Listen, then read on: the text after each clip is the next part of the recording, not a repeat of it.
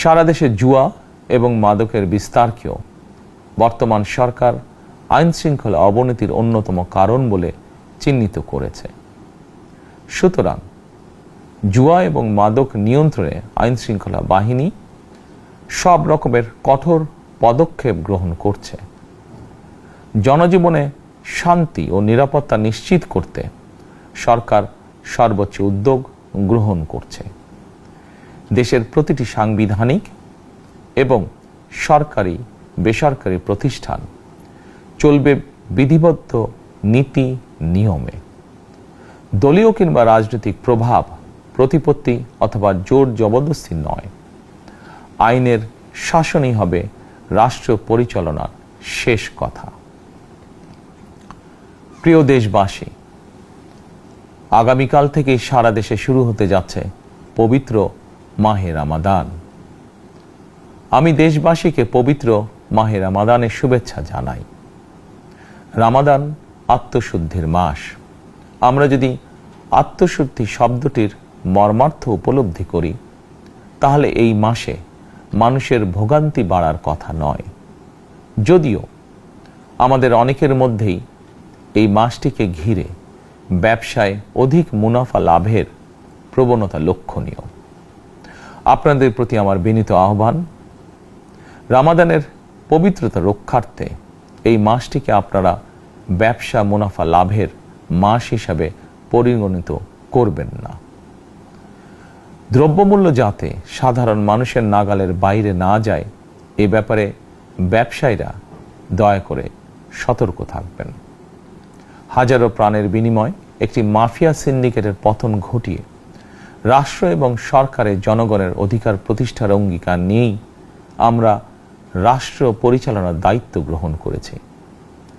BNP সরকার সকল ক্ষেত্রেই অনাচার অনিয়মের সকল সিন্ডিকেট ভেঙে দিতে বদ্ধপরিকর ইনশাআল্লাহ।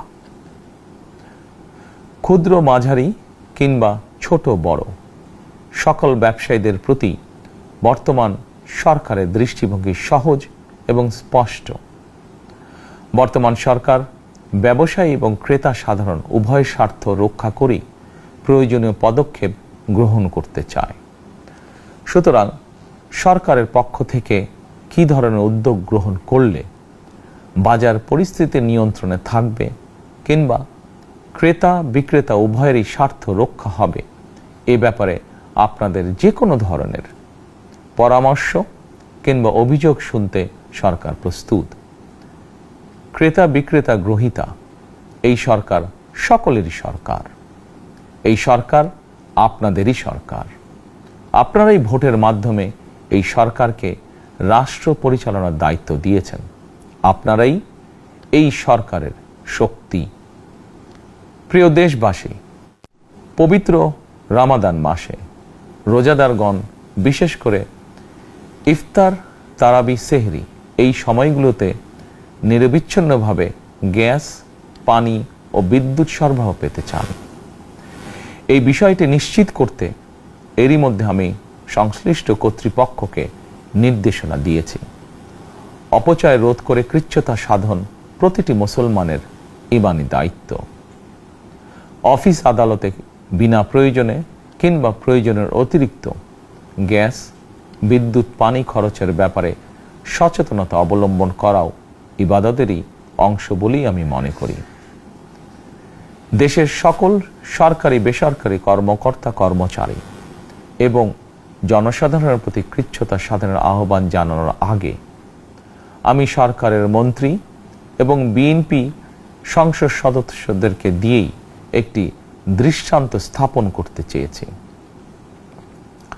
বিএনপির সংসদীয় দলের প্রথম সভাতেই আমরা সিদ্ধান্ত নিয়েছি, বিএনপি থেকে নির্বাচিত কোনো সংসদ সদস্য সরকারি সুবিধা নিয়ে ট্যাক্স ফ্রি গাড়ি আমদানি করবেন না এবং প্লট সুবিধাও নেবেন না।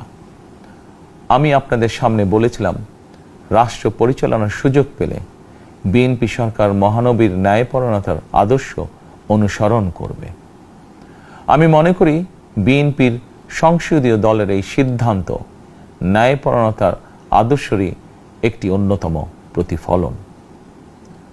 প্রিয় দেশবাসী, বিভাগীয় শহরগুলিতে, বিশেষ করে রাজধানী ঢাকায়, যানজট অত্যন্ত নিয়ন্ত্রণহীন। হাটে মাঠে ঘাটে, অফিস আদালতে জনগণের ভোগান্তির শেষ নেই। জনজীবনের নানা ক্ষেত্রে জনদুর্ভোগ লাঘব করা না গেলে জনমনে স্বস্তিও ফিরবে না। রাজধানীতে জনসংখ্যার চাপ কমাতে বিকল্প ব্যবস্থা গ্রহণ করা জরুরি হয়ে পড়েছে। মানুষ তার নিজ জেলায় কিংবা নিজের বাসা বাড়িতে থেকেও যাতে সহজভাবে সঠিক সময়ে অফিস আদালত ব্যবসা বাণিজ্য করতে পারেন, সেই লক্ষ্যকে সামনে রেখেই সারা দেশে রেল যোগাযোগ ব্যবস্থা ঢেলে সাজানোর উদ্যোগ নেওয়া হচ্ছে। এই পরিকল্পনার অংশ হিসাবে প্রথমেই রেল, নৌ, সড়ক এবং সেতু মন্ত্রণালয়ের কার্যক্রম পুনর্বিন্যাস ও সমন্বয় করা হচ্ছে। আমরা মনে করি সারা দেশে রেল যোগাযোগ ব্যবস্থার সহজ, সুলভ এবং নিরাপদ করা গেলে একদিকে যেমন জনগণের শহর কেন্দ্রিক বা নগর কেন্দ্রিক নির্ভরতা কমবে, অপরদিকে পরিবেশেরও উন্নতি হবে।